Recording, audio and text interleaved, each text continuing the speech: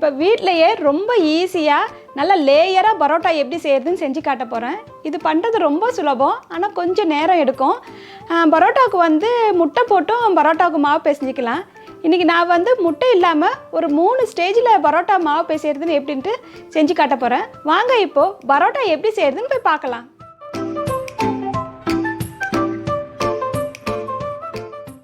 ஒரு கிண்ணத்தில் 2 கப்பு மைதா மாவு எடுத்துக்கோங்க.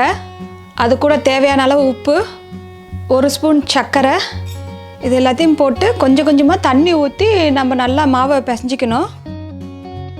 பாருங்கள், ஒரு 3/4 கப்புலேருந்து 1 கப்பு அளவுக்கு எனக்கு தண்ணி தேவைப்பட்டது. இப்போ க்ளீன் பண்ணி வச்ச மேடையில் வந்து ஒரு ஸ்பூன் எண்ணெய் ஊற்றிக்கோங்க. அப்போ தான் நல்லா ஒட்டாமல் வரும். நல்லா தேய்ச்சிக்கோங்க.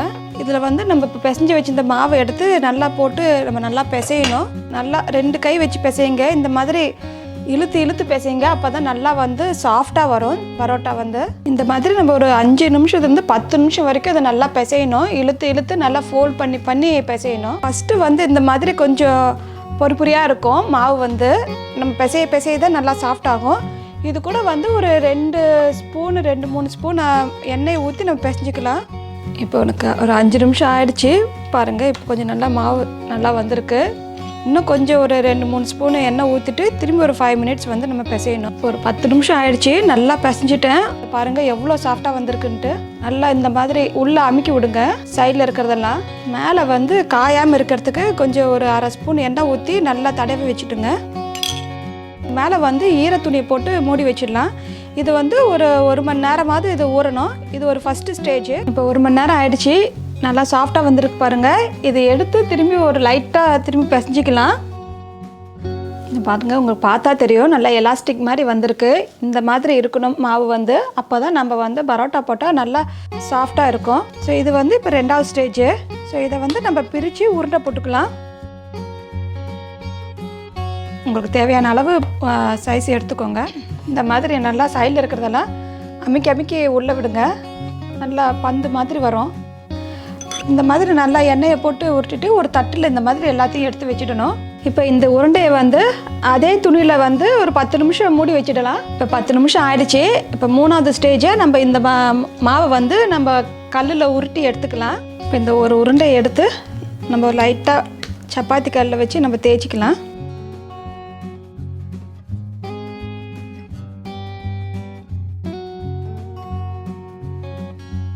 நல்லா நைஸாக தேய்ச்சிக்கணும். நம்ம இந்த ஷேப் வரணுன்ட்டுலாம் கவலை இல்லை. நல்லா தின்னாக தேய்ச்சிக்கோங்க. இந்த மாதிரி ஓட்டை இருந்தாலும் கவலை இல்லை.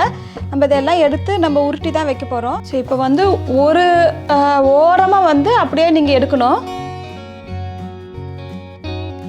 பாருங்கள், இந்த மாதிரி வந்துடுச்சு. ஸோ இதை வந்து அப்படியே நீங்கள் சுருட்டி வைக்கிறது தான். இந்த கடைசியில் எட்ஜை வந்து உள்ளே வந்து அமுக்கி வச்சுடுங்க. பாருங்கள், இப்பயே நல்லா லேயராக இருக்குது உங்களுக்கு. ஸோ இதை வந்து ஒரு தட்டில் வச்சு ஒரு சொட்டு எண்ணெய் ஊற்றி அப்படியே வச்சுடுங்க. இதை வந்து கையிலே மாவை வந்து வீசி பரோட்டா பண்ணுறதுன்னு காட்டுறேன். கொஞ்சம் திக்காக வர வரைக்கும் தேய்ச்சிக்கோங்க. இதை வந்து நம்ம கையில் வீசலாம். கையில் வந்து எண்ணெய் தடவிக்கோங்க. இடது கையை 4 விரல் வந்து கீழே இருக்கிற மாதிரி வச்சுக்கோங்க. கட்டை விரல் மேலே இருக்கிற மாதிரி வச்சுக்கணும். வலது கை 4 விரல் வந்து மேலே இருக்கணும். கட்டை விரல் வந்து மாவு கீழே இருக்கணும். இதை வந்து நீங்கள் இப்படி திருப்பி போட்டு நீங்கள் வீசுறது தான். ஃபஸ்ட் டைம் பண்ணும்போது உங்களுக்கு கஷ்டமாக தான் இருக்கும். ஒரு 4-5 தடவை இது மாதிரி பண்ணி பார்த்தா உங்களுக்கு ஈஸியாக வந்துடும். நீங்கள் கிழிஞ்சிடுச்சுன்ட்டு நீங்கள் கவலைப்பட வேண்டாம். இது நல்லா நீங்கள் நைஸாக வர வரைக்கும் நீங்கள் இந்த மாதிரி அடிச்சுக்கலாம்.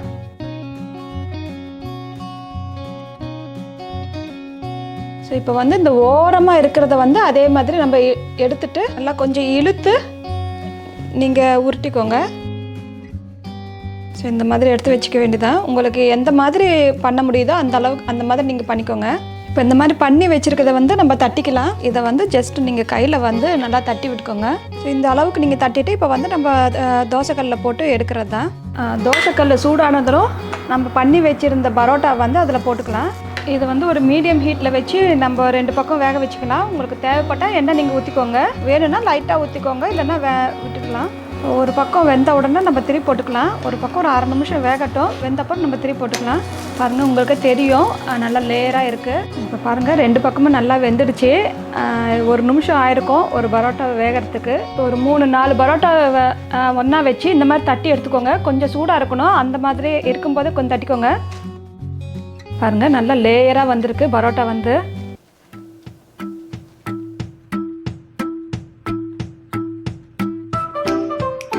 இதோ நம்ம வீட்டிலையே ரொம்ப சுலபமாக நல்ல லேயராக பரோட்டா பண்ணிட்டோம்.